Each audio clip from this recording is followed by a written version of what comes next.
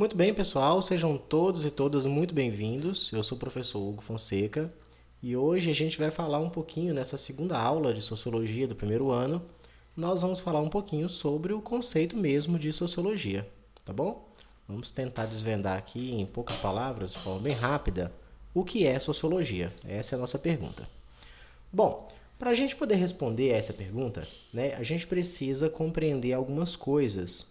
E a primeira delas, para a gente poder começar do início, como se diz, é compreender as próprias origens da sociologia, de onde vem a sociologia. Precisamos entender, gente, que a sociologia, primeira coisa, ela é uma ciência, Ela é uma ciência que tem um objeto próprio de estudo, que é a sociedade, os fenômenos sociais, as transformações sociais, não apenas sociais em si, mas de tudo aquilo que diz respeito à sociedade. Transformações econômicas também, assim como a economia, só que a economia vai estritamente naquilo que é do plano econômico. Mas transformações sociais que têm a ver com transformações econômicas, transformações políticas, transformações culturais e por aí vai. Então, a primeira coisa que precisamos entender é a sociologia ela é uma ciência. E quando a gente fala de ciência, nós estamos falando de um período específico, se a gente for compreender aí a história, a história da filosofia e a história como um todo, a gente separa, o professor de história separa lá para vocês os períodos históricos, a pré-história, a chamada história antiga, a história medieval, história moderna, história contemporânea. Pois bem, a sociologia como uma ciência ela é fruto da história moderna, que vai ter seu início lá no século XV, com o Renascimento e por aí vai, o Iluminismo e por aí vai. Bom, mas a sociologia em si ela não nasce no século XV. São processos de transformação que começam a acontecer no século XV, vão perdurar aí todo o século XVI, século XVII, e finalmente no século XVIII vão acontecer algumas coisas específicas que vão impulsionar a necessidade de criação, de desenvolvimento desta ciência que estuda a sociedade. Bom, então dessas origens a gente precisa separar dois elementos. O primeiro são os fatores históricos, que nós vamos falar rapidamente disso, e posteriormente os fatores epistemológicos. Vamos falar primeiramente dos fatores históricos. Bom, dois eventos, duas revoluções específicas, e aqui eu estou falando de Europa, tá bom? Europa Ocidental, vão ser grandes pontos, são pontos cruciais, na verdade, que inclusive dizem respeito à passagem da história moderna para a história contemporânea, que são duas revoluções burguesas, as chamadas Revolução Industrial e Revolução Francesa. Tá bom? Essas duas revoluções elas vão ser marcos diferenciais na história da humanidade moderna, história moderna, contemporânea da sociedade, Primeiramente porque a Revolução Industrial ela vai representar uma série de transformações econômicas de modo global. O que foi a Revolução Industrial? A Revolução Industrial foi principalmente o processo de produção, que se tornou mais rápido, que se tornou mais eficiente. E esse processo de produção, a partir da máquina a vapor, a partir da prensa e por aí vai, esse processo, a forma como a sociedade precisou se organizar ou se reorganizar para este processo produtivo, trarão não apenas transformações econômicas, mas as próprias relações de produção trarão consequências sociais. Transformações econômicas, sim, a Revolução Industrial representou, sim, transformações econômicas, mas transformações econômicas essas que terão consequências sociais muito grandes. Vamos imaginar, por exemplo, o próprio êxodo rural. As grandes cidades, as grandes indústrias estarão concentradas em grandes cidades. Então, uma mão de obra que passa a ser demandada para as indústrias, ao mesmo tempo que a mão de obra rural ela acaba por se dissipar. Estamos falando aqui de um processo de transição de relações feudais de produção para relações capitalistas de produção.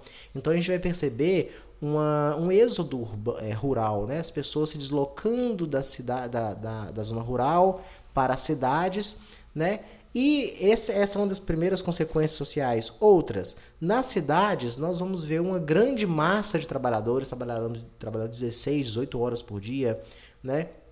Homens, mulheres, crianças, as próprias relações familiares, elas terão consequências muito grandes, né, com essa transformação econômica por causa dessas transformações das relações de produção. Nós vamos ver um inchaço populacional muito grande, nós vamos ver uma miséria muito grande, porque a mão de obra, né, a quantidade de pessoas querendo trabalhar e precisando vender sua mão de obra é muito grande. Em contrapartida, as indústrias não precisam, acabam por barganhar essa mão de obra, então os salários ficam bem baixos, né? Não havia uma política de proteção salarial. Nós vamos ver muitos divórcios, né? A estrutura do casamento, né, em comparado ao que era antes, ela está se dissipando. Nós vamos ver muitos suicídios, nós vamos ver muitas doenças, né, que vão acontecer por causa de problemas sanitários, que são consequências dos inchaços populacionais e por aí vai. Então veja bem, a Revolução Industrial ela representa muito mais do que simplesmente um processo de produção que se tornou mais eficiente e mais ágil, né? Essa transformação ela se dá de forma muito rápida e as consequências sociais que vêm por causa dessa transformação econômica, ela também acontece de forma muito acelerada, muito rápida, de modo que as pessoas, né, elas se assustam com esse processo, né? Bom, este que é um dos fatores históricos importantes para a gente poder compreender a necessidade de uma sociologia. Já já eu vou falar disso. Um outro fator histórico importante também foi a Revolução Francesa, certo? A Revolução Francesa, tanto a Revolução Industrial como a Revolução Francesa, são duas revoluções burguesas, né, que elas se dão dentro de um plano do liberalismo, né, dessa corrente filosófica que começa a nascer lá no século XVI, século XVII, e no século XVIII ela vai ter esse apogeu.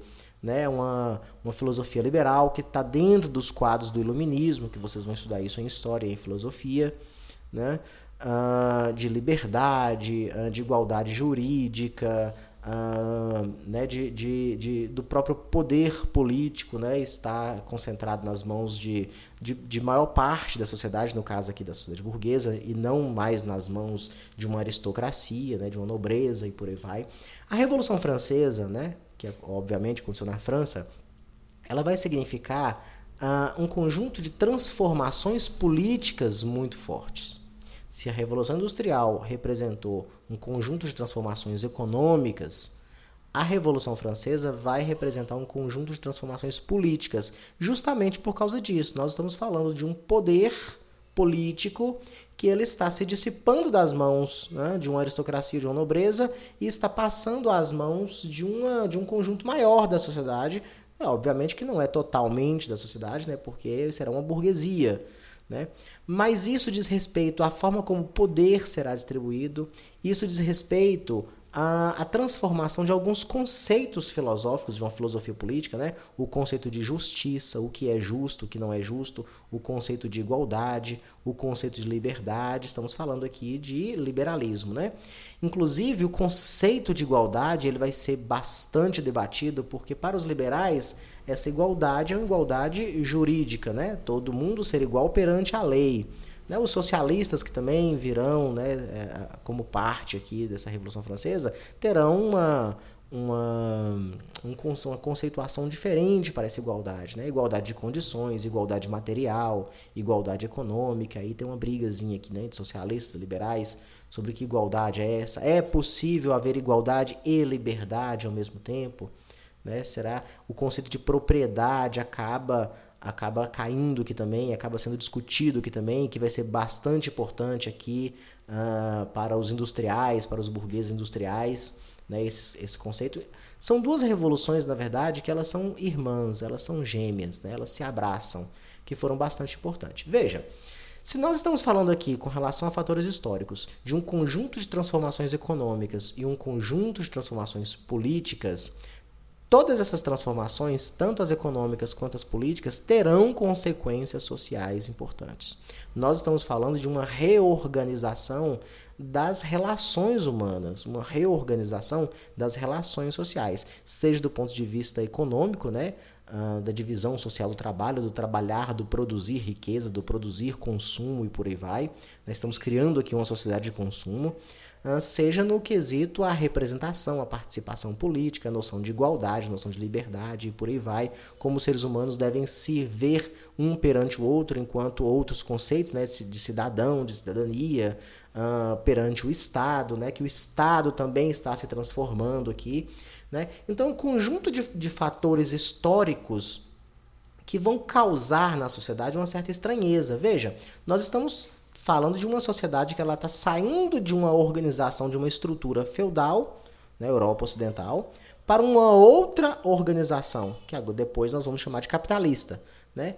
Mas esse conjunto de transformações, ele se dá de forma muito rápida, muito acentuada, de modo que as pessoas, para se rearranjarem, né, causam uma certa estranheza. Né? Por exemplo, a criminalidade vai aumentar bastante, a miséria vai aumentar bastante, as massas de desempregados, algumas estruturas que eram muito fortes, né, como a religião, ela vai cair em descrédito. Estamos falando aqui, né, de uma era já moderna, onde elementos do cristianismo já estavam sendo questionados, né? Desde o século XV já começam a ser questionados, e agora, durante o século XVIII e início do século XIX, mais ainda, né, um pensamento filosófico racional, ele começa a ter uma validade maior perante a sociedade. Então, um conjunto de transformações sociais acontecem aqui, né? E isso precisa ser respondido. Né? Precisa ser respondido. O que está acontecendo? É a era da ciência. Estamos ainda aqui no século XVIII, ainda é o momento de pensar as coisas sob o viés da razão, sob o viés iluminista, né? Contra o viés cristão, contra o viés religioso, né? Ou seja, precisamos explicar as coisas não mais a partir de uma teologia, né? E também não mais a partir de uma metafísica, porque o século XV, XVI, XVII, a modernidade representa uma crise da metafísica também. Então precisamos responder às coisas sobre o viés científico. Né? A biologia vai ter um grande desenvolvimento, a química, a física e por aí vai. Pois bem, estas ciências respondem a elementos da natureza, né? Da mecânica, do movimento e por aí vai. E as relações sociais que estão em transformação? Quem vai responder a essas questões? Quem vai interpretar isso daqui? Quem é que vai conseguir dizer o que está acontecendo, como está acontecendo? Né? Que ciência será responsável por isso? Então aqui a gente vê a necessidade de uma ciência social, que depois a gente vai chamar de sociologia. Né? Existem alguns clássicos da sociologia, que são as primeiras investidas científicas sobre com esse objetivo, né, de compreender essas transformações políticas, econômicas e sociais e culturais e por aí vai. Bom, outro fator importante, né, para além dos fatores históricos, mas conjuntamente aos fatores históricos, são os chamados fatores epistemológicos. Por quê? Porque se aqui nos fatores históricos eu falo de duas revoluções, a Revolução Industrial e a Revolução Francesa, dentre os fatores epistemológicos eu falo também de uma revolução científica. Revolução científica é essa que eu já disse para vocês, começa lá no século XV.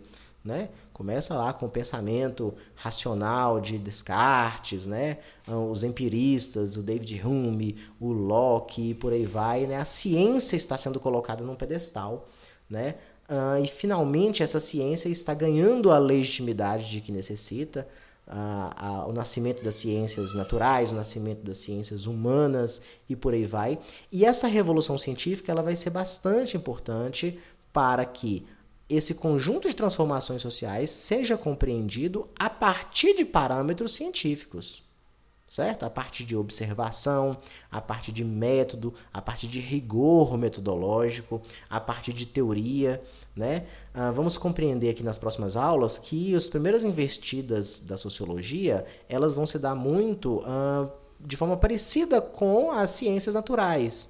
Né? Um distanciamento do sociólogo, né? Desse cientista perante ao seu objeto, que é a sociedade. Depois vai ser questionado como o cientista social que faz parte da sociedade, que está embebido pela sociedade, conseguiria se distanciar da sociedade. Mas isso é depois. Inicialmente, nós estamos pensando aqui o seguinte: olha, se nós vamos olhar para a sociedade de modo científico, então é necessário rigor, é necessário que essa ciência ela seja objetiva, é necessário que essa ciência ela seja organizada, é necessário que hajam leis gerais, né? Se as transformações sociais são objetos da ciência, bom, então devem existir leis gerais que consigam, que me deem, né, que consigam me dar a compreensão de como essas transformações acontecem. Né? Então, um conjunto de fatores históricos e epistemológicos que, na verdade, eles, né, começam a acontecer desde o século XV, XVI, XVII. No século XVIII, por causa dessas duas revoluções, eu vou colocar esse século aqui como marco referencial, marco diferencial, na verdade. Né? E é no século XIX... É no século XIX que nós podemos dizer que a sociologia nasce. Tá certo? Bom, aí eu vou falar de alguns clássicos dessa sociologia, os primeiros sociólogos, né? A gente fala muito aqui, por exemplo, do Auguste Comte. Né? Muitos dizem que o Comte seria o grande pai da sociologia. Outras pessoas dão esse crédito ao Durkheim. Né? Na verdade, a distinção é que o Durkheim, né, que é posterior ao Comte, mas sofre grande influência do Comte, o Durkheim é o grande criador da disciplina sociologia, do ensino da sociologia. Né? Mas o entusiasta de uma ciência social, que ele vai chamar de física social, é o Auguste Comte. Né? Vai trazer para a gente o positivismo, é uma análise que depois, em outra aula, nós vamos falar dela. Tá bom? Mas são esses 4 camaradas aqui que vão ter grande importância, né? Serão a grande sustentação daquilo que nós chamamos hoje de sociologia.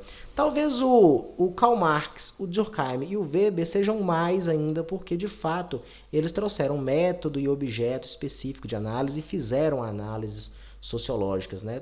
Na sociologia, a gente costuma dizer que eles são o tripé clássico da sociologia. Karl Marx, Emile Durkheim, Max Weber, aqui numa ordem cronológica, tá bom? Primeiro Marx, depois o Durkheim, depois o Weber. Embora o Marx ele nunca se disse sociólogo, ele nunca teve a pretensão de ser sociólogo, de criar uma sociologia. Mas porque ele é, né, um indivíduo fruto do meio em que ele estava vivendo, século XIX, né, então ele via essa necessidade de observar, né, as coisas a partir de critério científico. Então ele contribuiu bastante para a sociologia, é um dos grandes nomes da sociologia.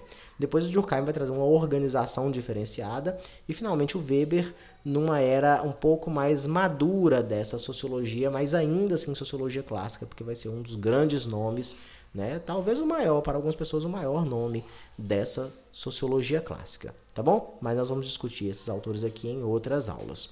De forma bem resumida, então, a sociologia é uma ciência social, uma ciência encarregada de compreender as transformações sociais, os fenômenos sociais, que vai nascer no século XIX, mas para que nós consigamos entender a sociologia, a gente precisa ir um pouco anterior ao século XIX, né? Compreender toda a era da modernidade, que começa no século XV, século XVI, século XVII, e no século XVIII, né, vão acontecer os grandes marcos diferenciais de transformação política, econômica, obviamente social, que vai trazer a necessidade de fundação de uma ciência social no século XIX. Tá bom? Bom, é isso então. Espero que vocês tenham compreendido. Um abraço, até mais.